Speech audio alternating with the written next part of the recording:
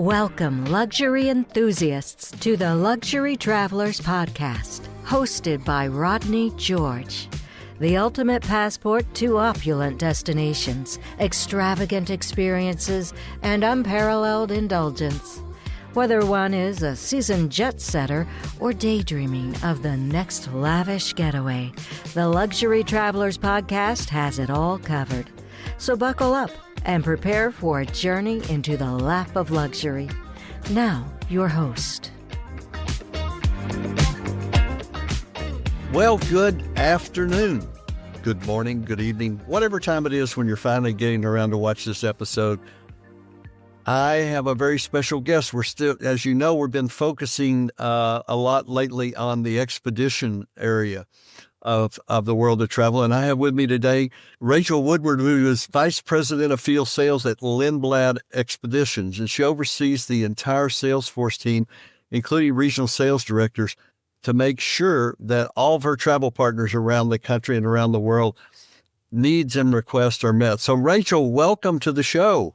Well, Rodney, thank you so much for having me. Very excited to talk a bit about today about Expedition segment and how this is a booming segment in travel right now. Well, it is. It's booming. And, there's probably not a day goes by that we don't get a phone call or a walk-in into our storefront here in Naples and people go, okay, we've been everywhere and done everything. Oh, really? Have you? Well, let's just see. And so expedition is something, especially as well equipped as you guys are with icebreakers, to take them to places that they never dreamed of going. It's quite exciting just to see this growth, particularly the past 5 years. There's well over, I think, 30 new expedition vessels. A lot of them primarily want to spend time in the polar regions, but what river cruising was 15 to 20 years ago is the growth we're seeing with expedition travel. What's really exciting for Lindblad, we are the founders behind this expedition adventure travel well over 55 years ago, where Wow. Lars-Erik Lindblad led the first ever non-scientific trip to Antarctica in 1966, and then the following year to the Galapagos in 1967. His son, Finn, who is our CEO, used to lead safari game drives in East Africa. So what we were really trying to do is bring that safari-like experience of early morning game drives on Zodiacs. And this is where expedition travel started over 55 years ago. So we started with one vessel. By next spring, we'll have 20 vessels in our fleet. So how many of those are coming in the next 2 years, 3 years? Great question. Next year, we're launching 3 new ships. So 2 of them are Galapagos vessels. So we announced this past summer we're purchasing 2 Celebrity Galapagos vessels. One is a catamaran 16-passenger, and another is a 48-passenger vessel. So by next spring, we'll have 4 Galapagos vessels. And then we're also launching a vessel in Egypt called the Sun Goddess. So 3 vessels by next year, 20 in our fleet by next spring. How many of those are PC5s? And for those of you who don't know what a PC5 is, Rachel, tell them what a PC5 is first. Ice strength and hull. So it's the highest class level you can have before an icebreaker. And we have 2 of those vessels in our fleet. So a couple years ago, we launched 2 brand new polar ships, stunning vessels. If you see a couple of vessels that are Expe, it has a different hull. But those launched, those are the National Geographic Resolution and National Geographic Endurance. They're 138 passenger vessels. And what this really allows, it's a smoother crossing across the Drake Passage. That's probably the number one question every operator gets. How rough is the Drake Passage? So these vessels all have dynamic stabilizers. And then having that Expe allows the vessels to head farther north, up into the Arctic Circle, and then farther south in Antarctica. Okay, so do you have any, are any of your ships icebreakers? Not icebreakers, but PC5. So there's a couple other expedition companies that have those icebreakers, but for us, PC5, we're actually launching in, I want to say 2026. We have an Antarctic Circle voyage. So because it has that PC5, we're able to head farther south down into Antarctica, which is really exciting.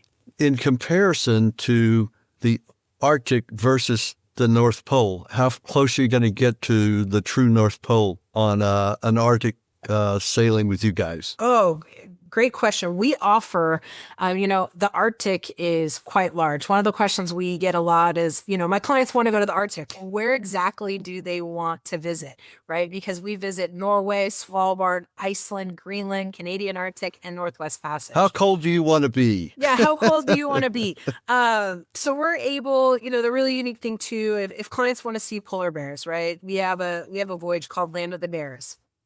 Now, because we have that PC5 vessel, couple of vessels, we're able to visit Svalbard earlier in the season in May. Most operators are visiting towards the end of June and In into the summer July. months, yeah. Yeah, so the earlier in the season that you're there, more ice, more opportunity, to see polar bears on ice. But we're able to head, as far north as we can. It all depends, though, of how much ice there is each season. But, being on a PC5 allows for as much exploration as we can have to have an opportunity to hopefully see polar bears.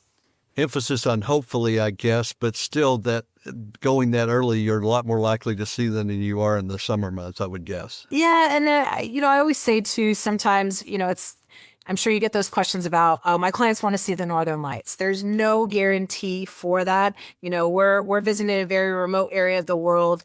Polar bears are out in the wild. So I always say never promise, guarantee that, but there's a good chance that clients will see that on a trip. So speaking of the Northern Lights, because that's a big deal for some people, and it's always been rumored that the best place in the world to see the Northern Lights is Fairbanks, Alaska, because they don't have a lot of cloudy nights and that kind of thing. But in the Arctic region, on your ships, going earlier in the year probably gives you a greater likelihood of seeing the Northern Lights than if you're going in June or July, right? Yeah, it varies. Sometimes too, you might be able to see them on a Arctic trip in September. But usually it's later in the season. There's some other operators that are operating in the winter months. That's probably the best time. But there have been a couple seasons where first, second week of September, where we have the vessels there, there's a chance to see it. What we had this year with the Northern Lights throughout the U.S., you never know, right? Even in Alaska. Well, that was bizarre what we had in the U.S. this year. For those that were fortunate enough to be in one of the places where you could actually simply, because it was totally unexpected, I guess. I know. And, speaking of, I know a lot of clients do have these bucket list trips. They want to see the Northern Lights. Another is the solar eclipse. So there's been a lot of interest for that. In 2026, there will be a solar eclipse in Iceland. So this is August 12th of 2026. We have two vessels that will be positioned around Iceland on the National Geographic Explorer and the National Geographic Endurance. So those August 9th trip, August 7th of 2026, they're selling really, really well because there's only a couple of operators that will be there, but another bucket list trip just for guests to consider. And, we're talking about destinations, Rodney. We've mentioned the polar regions, but we visit all over the world, well over 600 destinations, 6 continents. So there's a lot for guests to choose from when they travel with Lindblad. Well, you guys are huge in as huge could possibly be in the Galapagos, right? Yes, by next year, with taking delivery of these 2 new vessels, we'll have the most occupancy in the Galapagos. So we're doubled our occupancy. We've been operating there, well over 55 years. It's the only destination we're year round. And when we talk about clients that say they've been everywhere in the world, they might not be those cruisers, but they want to visit certain destinations. I think Galapagos is the best entry to expedition. The trips are shorter and it's closer to home for North American guests. We're year round. And the nice thing too with our voyages, choice and flexibility. We offer a 4-night trip, a 5-night trip, a 7-night trip, and you can combine these voyages with Machu Picchu land packages. Okay, if you're doing Machu Picchu, are you utilizing, what's that famous train, the Hiram Bingham train? Are you utilizing that on any of your tours? Yes, we are. Yeah, and it's these trips sell quite well for us, our land components with the voyages itself. But for guests that are looking to check off these 2 remarkable destinations, I highly recommend booking the cruise portion with Lindblad and then also combining that on the land side. Yeah, it's crazy to go to that part of the world and not do both. 100% agree. And I always say too, I've been to the Galapagos a handful of times. Every week is different what you're going to see. And there isn't a bad time to visit the Galapagos, whether or not your clients visit in January, April, summer, or the fall time. It's a great destination. Snorkeling is phenomenal. You can do up to 5 different activities a day.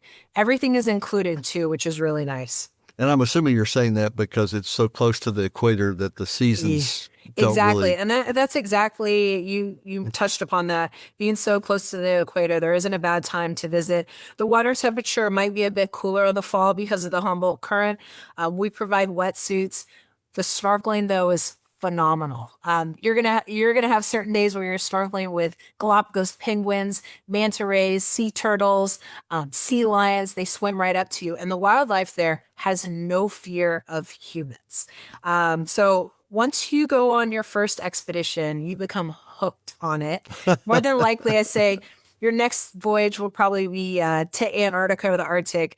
But we're seeing a lot of interest with clients that like river cruising. They like small vessels. They like to be in small towns. And that's what expedition cruising also offers. You're on small vessels traveling. Yeah, those are small vessels, and that is an advantage because of all the different things that you're doing and the equipment changes and all that. You couldn't do that on a ship of multiple thousands of people. No. And there's, certain destinations have limits for the number of guests you can have ashore. Antarctica, you can only have 100 guests ashore. So with being on a vessel, either 138, 148 guests, we are able to get guests, everyone ashore, some that are on Zodiacs exploring, some that are kayaking, and being on a smaller vessel, guests spend more time ashore. So that's just something to consider. Every operator is a little different there, but something that Lindblad believes in will never go above 150 passengers. So, that's a big thing for us. Now, I'm shifting a lot of gears here because you guys have a lot of gears. You guys also do some fairly unusual things in Alaska, I believe. Yes, our Alaska product is just remarkable. This past summer, we were sold out of every Alaska voyage. So we are in Alaska from May through September.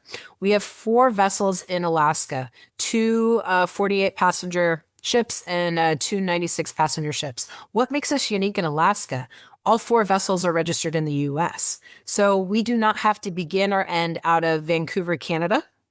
Most operators do. So time out. So for those of you who have a DUI or a DWI, that's very important because you cannot go to Canada, right? That is true. And, with summer too, going through customs immigration, Vancouver, there's a lot of tourism there, large vessels embarking. So it's quite easy with us. We operate from Juneau to Sitka.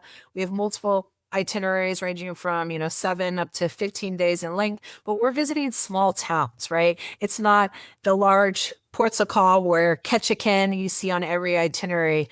Really unique for us. The other big selling point too for Alaska, if your ships are not registered in the US, you cannot host your own excursions on a Zodiac. And as you know, Alaska excursions are really expensive. So with our ships being registered in the U.S., our expedition team, we partner with National Geographic. So we have scientists that travel with us, historians, botanists, geologists. They're hosting all the excursions.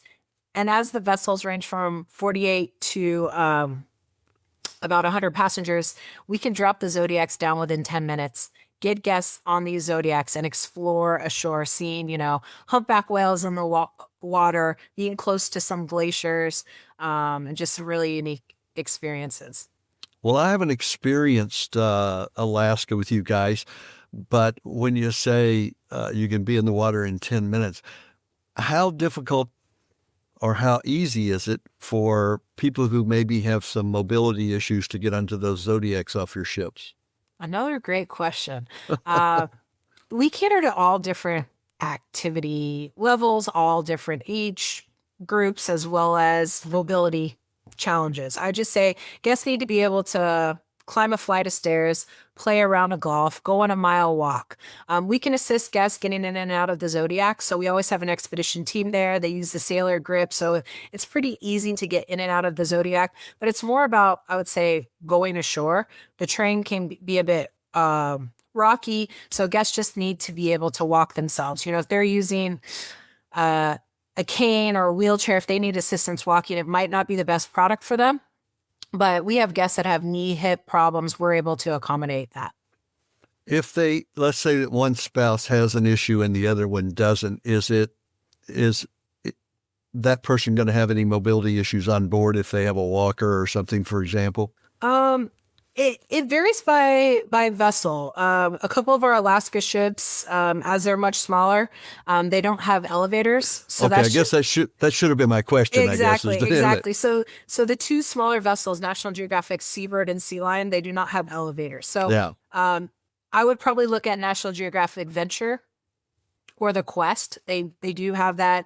The great thing too, if you do have, a couple traveling together, family traveling together, not everyone wants to go exploring ashore. The vessels are very comfortable. We have a lounge area, board games, something really unique to our product. We have an open bridge policy, and not many expedition operators offer this. So, the bridge is open for guests. They can interact with the captain, the expedition team, searching for wildlife, being out on the bow of the ship. So you can actually, because the ships are so small and we're able to get so close to these destinations in Alaska, the ports and glaciers, you can stay on board and see a lot of wildlife. Well, that's good. And by the way, if the listeners have never been to the helm, if you will, on a ship, it's really fun to find out all the navigational applications they have so that they can avoid. We were on a ship earlier this year and we avoided a major low pressure system coming through at night. Well, most people don't know what low pressure does, but we were on the edge of it and the ship was quite rocky. If we had been in it, it would have been intolerable. So those kinds of navigation aids are really kind of fun to find out more about, and stabilization and those type of issues. Yeah, and I'll share a little example. This past summer, I visited Greenland on National Geographic Resolution. Greenland is remarkable. I think over the next 5 years, it's going to be one of the most popular destinations. They just announced last week an international airport they're building in Nuuk. So there's going to be more tourism on the land side. Expedition cruise side, really, the only way you can visit right now are on these expedition ships. You visit these small towns, one of them being Ilulissat.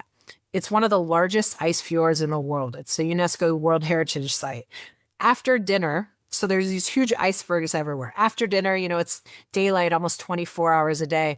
I went up to the bridge about 9 p.m. I was up there with a captain, just him and I, as he's navigating past these icebergs. I almost had to pinch myself to say, where can I ever get an experience like this, where it's just me and the captain? Well, that's amazing. And just the whole experience of being in a place that hasn't been that disturbed by the human race yet. No, it is very true. Going back to when you have people that say I've been everywhere in the world, more than likely they haven't been to Greenland.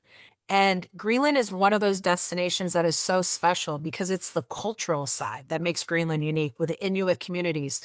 We visited a town, which I would probably just call it more like a village. 80 people live there. 80 people. Can you imagine? 80 people. Then they sing in the choir to us before we went on a 2-mile hike. So, some of these destinations that we visit, they're not explored, off the beaten path. We even chartered a new fjord that's never been explored before with Lindblad. So it's quite a unique way. There's always new places that we're looking to discover. One of them being, I'm sure you've heard a bit more about Antarctica with the fly cruise. So there's some interest. Clients don't want to sail across the Drake Passage. Choice flexibility. We announced last year a fly cruise. So you skip the Drake Passage. Within the first month, we have 1,400 requests for our fly cruise and are sold out of this upcoming season, which just started last month. So we're operating the fly cruise next season. But again, choice flexibility, 8 to 10 day voyages. Clients can fly round trips. So they'll operate from Puerto Natales, Chile. We offer a charter flight to King George Island. They board the ship in their expedition gear, walking through snow, boarding the Zodiac in Antarctica. Or they can fly one way, sail across the Drake the other way. That's good as long as the airport at King George Island is open. We experienced that airport being closed 4 days when we tried to do a fly bridge. So you just that's true. There are some contingencies with it. That's one thing that I would always say, check the terms and conditions, because everything is weather permitting. But there are some guests that are looking at different ways to travel. So we try to give that flexibility for them. Well, I always tell people, life is iffy, but if you want to guarantee, just take the dining room tablecloth off of the table and sit in the corner and put the dining room tablecloth over your head, and you'll be safe, and we'll bring you nourishment on a regular basis. But what a way to live your life, safe in the corner. I don't want to live my life that way, and I don't think most people do. So just be aware that the Drake Passage can be rough, but the airport at King George Island can be closed. So yeah, that is very true. For me, I want to sail across the Drake. I'm up for that. I'm up for that adventure, but there's sometimes families traveling together that are looking for that. And another thing I want to touch upon, we're seeing a lot of interest with is multi-gen families traveling. And it's a new term called skip gen, where grandparents are bringing their grandkids on these trips. So we have this program called Global Explorers, and there's no minimum age for kids to sail. I was just getting ready to ask you about that. So tell us more about that, because that is kind of a neat program. Yeah, so we're the only expedition operator that has a dedicated kids program. Now, we don't have babysitters on board, and these vessels are much smaller, so there's no water slides. But it's an educational program for kids. They get a field research notebook. They'll go ashore with their parents and the expedition guides. If they're in the Galapagos, they'll have different bird checklists. They'll come back on board with a scientist. They might be studying algae with them. They'll even learn how to drive the Zodiac. So we see a lot of this, particularly for Galapagos in the springtime, in the summer, and Alaska in the summer. But yeah, we do a great job catering to multi-gen families. Multi-gen or skip gen. I like the skip gen better. As a grandfather, I want to spend more time with my grandkids than I do my kids. I've been with my kids their whole lives, but to have that special one-on-one time with your grandkids is very, very unique. So the skip gen is becoming more and more popular. The Naples Daily News did a feature article on our agency a couple of years ago about multi-gen, and they came out and they interviewed us and took a lot of pictures and wrote this beautiful article, and it was on the cover of the business section, and the headline was, "Take the kids and pick up the tab." I like that, and then you give your kids a break. They don't have to. They can do their own little vacation. But yeah, there's a lot of interest with this. And I'll tell you something, folks. There's nothing better. Absolutely nothing that I've experienced in my 72 years on the planet better than creating memories with your children and your grandchildren. Things that they'll be talking about long after you're gone, the memories that you create. I'm often reminded of a speech I heard one time, and the CEO of one of the largest beverage companies in the world, and he was talking about how much better dreams are than memories. And I was sitting there shaking my head. I go, okay, this guy may know a lot about running a beverage company, but he knows nothing about the importance of memories. And that's what travel like this is often about, is creating memories with people that you love. Couldn't agree more. Well, Rachel, it's been great having you on the show. I think people are going to walk away going, I want to do that. I want to know more about what Lindblad and National Geographic are doing in all these hard to get to but must see destinations around the world. So thank you for coming on the show. And as I always remind our clients, listeners, watchers, whatever, enjoy yourself. It's actually later than you think. Thank you so much. Thank you, Rachel.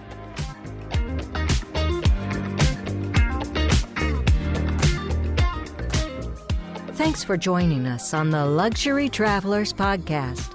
For more information, head on over to luxurytravelerspodcast.com to connect with our team or leave us a message.